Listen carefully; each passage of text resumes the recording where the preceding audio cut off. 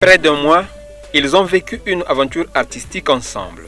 Ce tableau nous présente ici qu'il y a un policier qui vient déposer l'enfant chez son père. L'enfant en question a été chassé par son père et là on vient le remettre pour interdire à son père de ne plus laisser l'enfant traîner dans la rue. Aujourd'hui, nous avons travaillé sur les toits, ça a été pour la première fois. C'est notre deuxième séance qui a été organisée par la Banque Crédit du Congo. Je t'ai dessiné que Crédit du Congo m'a beaucoup de temps. Je tout dessiné. Je viens pour dessiner après ça maintenant. Je vais vendre avec mandat depuis samedi maintenant. Hier samedi avec la deuxième samedi, je vais tout dessiner. J'ai dessiné la fleur. Une belle fleur. Une belle fleur. Nous les sourds, nous sommes venus faire la formation de dessin et de peinture. Nous sommes venus pour la formation. On s'est rencontrés avec les autres personnes vivant avec handicap. Avec cette formation artistique, je crois que certains enfants pourront s'orienter ailleurs. Quand je vois la façon de toucher le crayon, je vois les tracés, je vois les pointillés sur le papier. En tout cas, il y a une osmose entre le crayon et le papier qu'on sent. Donc ça veut dire que les enfants, ils sont en train de s'exprimer de façon naturelle. Nous allons organiser 3 ateliers qui vont se succéder chaque samedi. Et à la fin de cette action, nous allons organiser une grande journée récréative dans laquelle nous allons présenter les ouvrages de dessin de ces enfants que nous allons présenter à la vente auprès de nos clients, auprès de nos collègues. Et bien sûr, les recettes de ces ventes vont être remises aux associations. Handic Art, c'est le projet de formation à l'expression artistique des jeunes et enfants vivant avec handicap, initié par la Banque Crédit du Congo. 30 dessinateurs en herbe ont pris part à cette formation. Armand Bouketti, coordonnateur RSE, marketing et communication, justifie le choix de l'art en faveur des enfants. L'art, c'est quelque chose qui n'est pas figé, mais on aperçoit qu'avec le néant, les enfants sont en train de créer du beau. Donc il y a le talent qui est en train de ressurgir. Parce que quand je vois la façon de toucher le crayon, je vois les tracés, je vois les pointillés sur le papier. En tout cas, il y a une osmose entre le crayon et le papier qu'on sent. Donc ça veut dire que les enfants, ils sont en train de s'exprimer de façon naturelle. Vous voyez, là, c'est la pause, mais certains ne veulent pas lâcher. Ils continuent parce qu'il y a cette symbiose. Donc c'est pourquoi il est toujours important d'initier l'art auprès des enfants. Et surtout avec ces enfants qui sont en situation de handicap, c'est tout à fait quelque chose à encourager parce que de ces tracés vont naître des chefs-d'œuvre. Débuté le 6 novembre dernier dans la cour de la banque, les responsables des structures partenaires en charge de ces enfants, présentant leur mission, ils ont loué cette initiative. Nous sommes un centre d'accueil des mineurs et des enfants en situation de rue ou sinon des enfants en situation de vulnérabilité. Donc nous avons cette obligation d'éduquer, rééduquer et former pour qu'un enfant qui sorte de chez nous soit capable de se prendre en charge lui-même et non de retomber en vulnérabilité. Depuis 2006, SAMU Social a commencé son travail. Le travail est axé sur 2 axes. Nous avons les mains, qui est l'équipe mobile d'aide. Ça veut dire que nous avons des véhicules qui vont à la rencontre des enfants. Nous rencontrons les enfants dans des sites bien déterminés, là où il y a plus de mouvements, dans les marchés, etc. Et nous partons à la rencontre des enfants pour identifier l'enfant, connaître son problème et s'il y a lieu, proposer à l'enfant une porte de sortie. Notre mission, c'est la scolarisation des enfants et des adolescents. Nous faisons la rééducation des enfants, la réinsertion socio-professionnelle des enfants. Avec cette formation artistique, je crois que certains enfants pourront s'orienter ailleurs. Et je suis vraiment réjoui que cela se passe pour nos enfants, qu'il y ait des talents qui vont s'exprimer à cette session de formation artistique. Mise en œuvre par la coordination RSE Marketing et Communication dans le cadre de la responsabilité sociétale de l'entreprise, les membres de la coordination du projet se sont servis de l'expertise d'un formateur vivant avec handicap. un peintre professionnel congolais. Comment s'appelle cet art En fait, c'est le surréalisme ou le néo-expressionnisme. Ok. Ça va dans tout. C'est joli, hein? Se tenant sous le thème du vivre ensemble, les enfants ont bénéficié du matériel adéquat pour apprendre à dessiner. Exercice à tête que ça là, c'est que même tenter, en fait, son niveau, bon fait, même tenter que ça le dessin, façon bien me comprendre thème.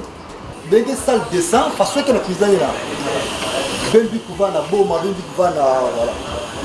Donc ce qu'on va faire, dessiner qui me la prise là, mais d'après thème. Et bien que ça veut dire après que ça nous la façon qu'on a, bien qui exposé.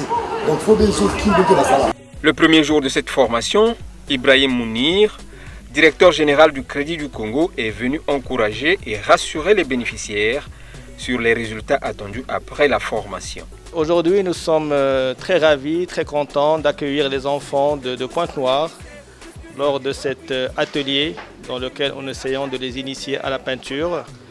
Ce sont des enfants qui sont issus d'un milieu difficile et donc nous avons tenu à les faire partager ce moment de convivialité.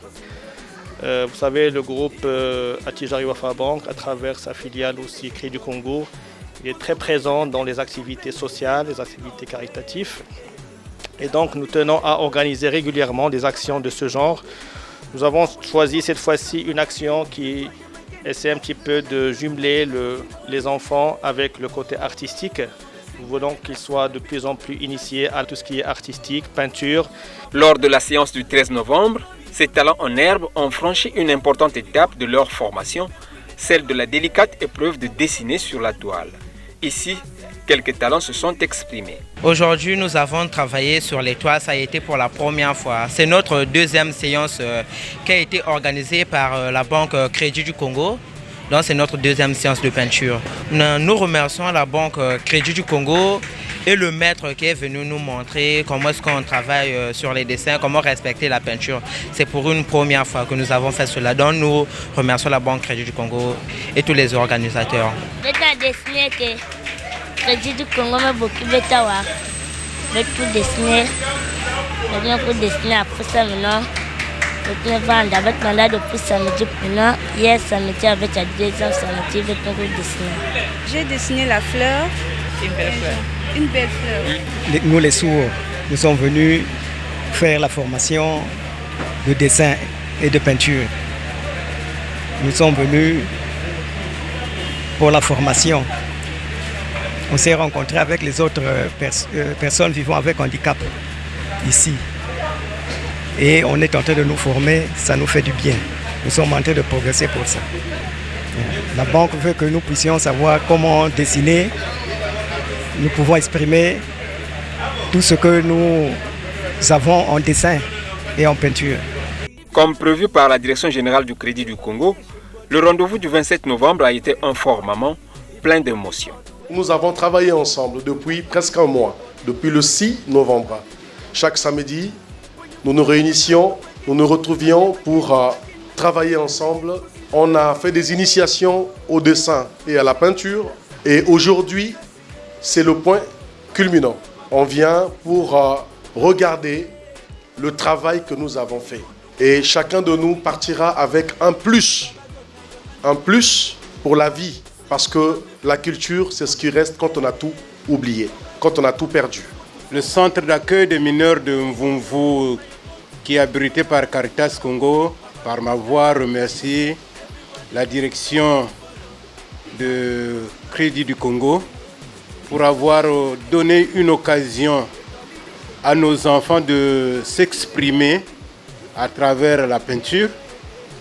Et nous sommes plus que contents parce que c'est des choses qui ne sont jamais arrivées et qui arrivent maintenant. Et nous pensons que c'est un porte-bonheur pour nous. Nous remercions Crédit du Congo qui, dans sa responsabilité sociétale, a pensé aux sans-voix, à ces enfants-là qui sont presque délaissés dans la société. Mais Crédit du Congo a trouvé que ces enfants-là avaient des potentialités qui dormaient en eux. Et Crédit du Congo a organisé Handicap. Alors, ça fait beaucoup de bien pour ces enfants-là. Ambiance de convivialité, soutenue par des séances de jeux ludiques, la trentaine d'enfants, filles et garçons vivant avec handicap ont présenté des œuvres d'art d'une beauté exceptionnelle. Au total, 19 tableaux ont sublimé l'exposition de circonstances qui a agrémenté la fin de la formation. Des diplômes et des médailles ont été remis aux bénéficiaires, d'autres ont reçu des prix. Ce tableau nous présente ici qu'il y a un policier qui vient déposer l'enfant chez son père. L'enfant en question a été chassé par son père et là on vient le remettre pour interdire à son père de ne plus laisser l'enfant traîner dans la rue. Ça m'inspire de plus que je puisse continuer avec l'art du dessin. Ça m'a donné l'avantage qui me qualifie, qui peut me permettre de me présenter quelque part ou bien de présenter mes arts. Nous n'allons pas nous arrêter là.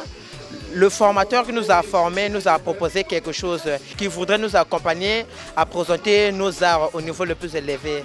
Donc je remercie le Crédit du Congo d'avoir organisé cette activité qui m'a permis de m'ouvrir aux yeux des gens. Appuyant le bon travail réalisé par ces enfants, Ibrahim Mounir, directeur général du Crédit du Congo, a apprécié toutes ces œuvres, dont celle-ci. C'est un tableau qui exprime justement un cri fort de l'enfance. Que l'enfance a droit à la protection, mais aussi a droit à la bienveillance. Je pense qu'on voit bien que le parent il est en train de repenser de ce qu'il a fait. Il regrette certainement cet acte, peut-être qu'il était dans la colère de le faire, mais il faut aussi remercier ce policier qui a fait le travail de remettre l'enfant à son parent, parce que la place normale et la place tout à fait classique d'un enfant, c'est entre sa famille et donc avec ses parents. Et donc je pense que la police fait un travail fabuleux et on remercie encore l'artiste qui nous a rappelé ces fêtes. Et donc le message, c'est qu'on doit protéger nos enfants. Il a par ailleurs rassuré accompagner ces structures en les dotant du matériel informatique. Enfin, la décoration d'une fresque par l'ensemble des parties prenantes au projet a mis fin à la cérémonie. My brother, my sister, no be today. If we go to a party, make we the tango, yeah. Baba God, now your hand working, yeah. Bring it back.